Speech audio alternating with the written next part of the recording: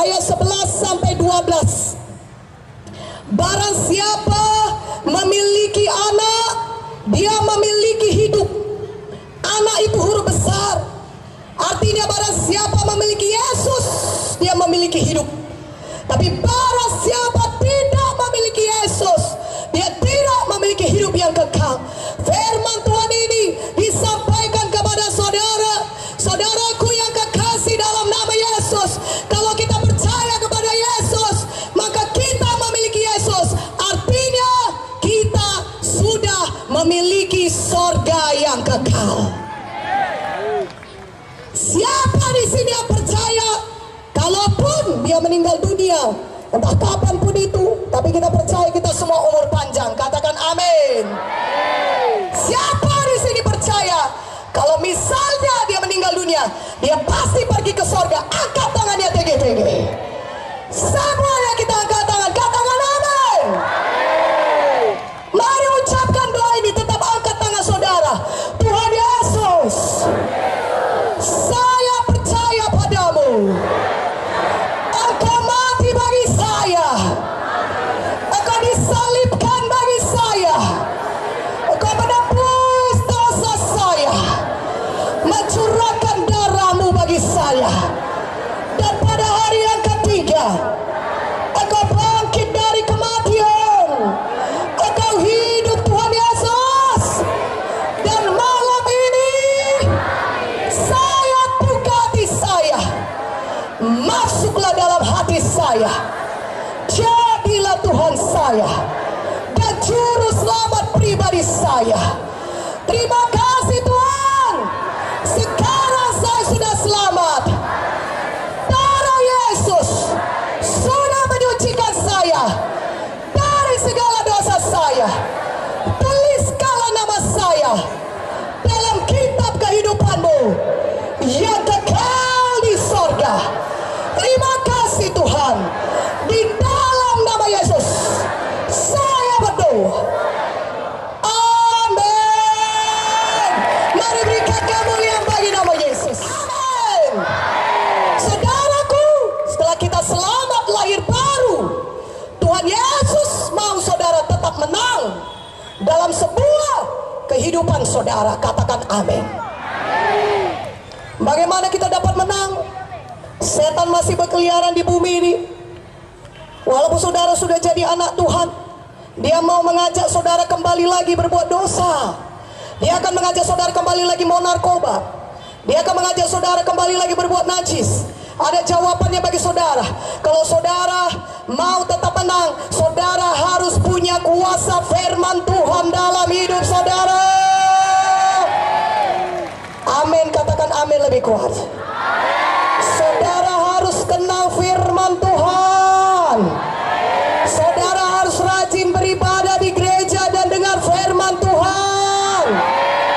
Karena kuasa firman Tuhan tidak terbatas.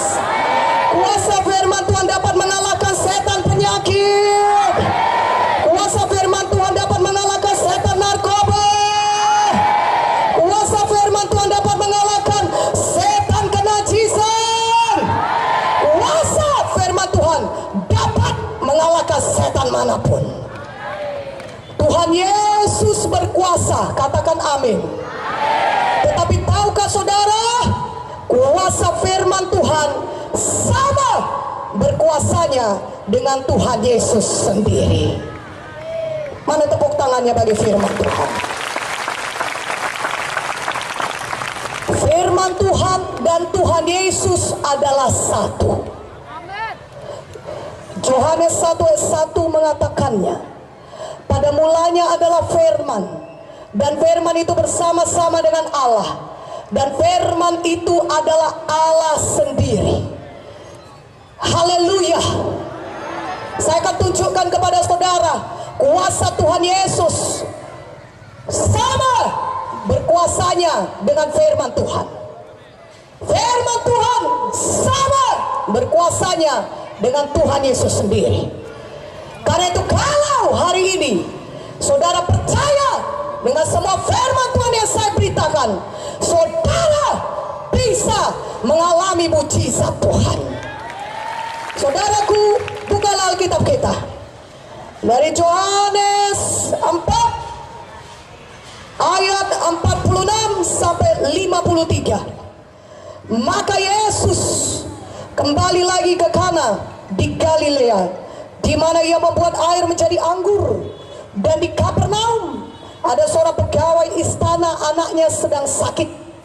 Ketika ia mendengar bahwa Yesus telah datang dari Judea ke Galilea, pergilah ia kepadanya lalu meminta supaya ia datang dan menyembuhkan anaknya, sebab anaknya itu hampir mati.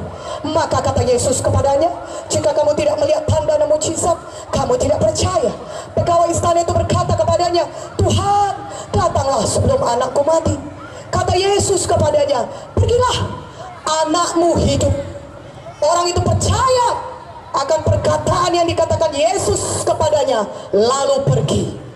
Ketika ia masih di tengah jalan, hamba-hambanya telah datang kepada dengan kabar bahwa anaknya hidup. Ia bertanya kepada mereka, pukul berapa anak itu mulai sembuh? Jawab mereka, kemarin siang pukul 1 demamnya hilang.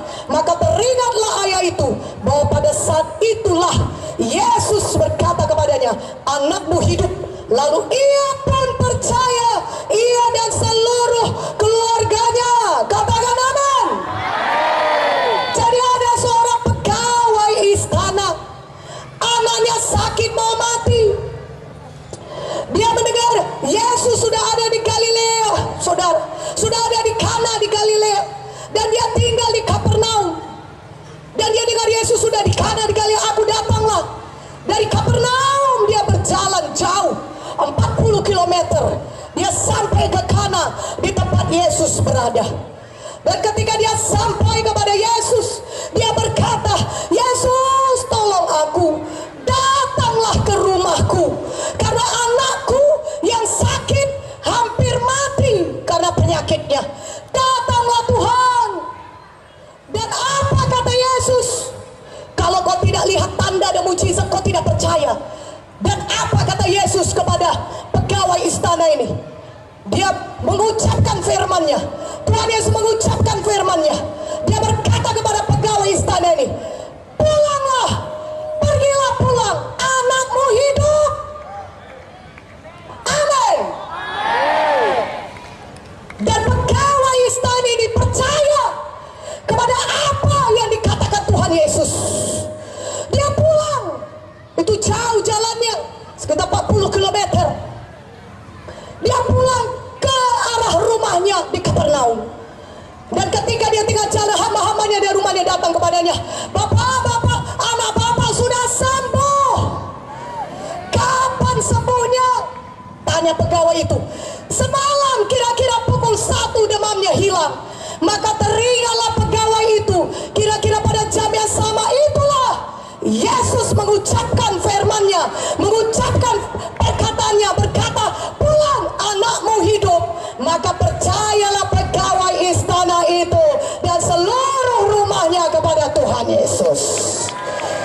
Haleluya. Katakan haleluya. Haleluya. Tuhan Yesus berkata, anakmu hidup. Dia percaya dan dia menerima mujizatnya. Anaknya benar-benar hidup. Berikan kemuliaan bagi nama Yesus. Haleluya. Ini menunjukkan Tuhan Yesus sama berkuasanya dengan firman-Nya.